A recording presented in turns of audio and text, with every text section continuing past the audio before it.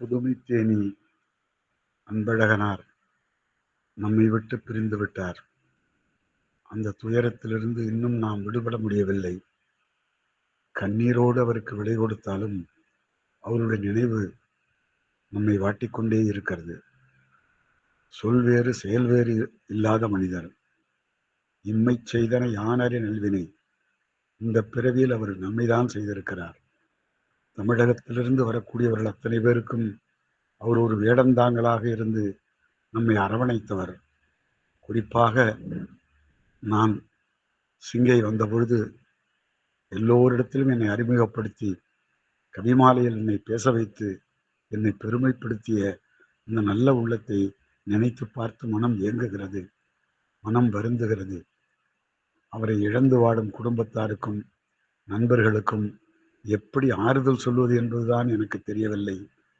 மனம் இன்னும் அவரை பற்றியே நினைத்து கொண்டிருக்கிறது.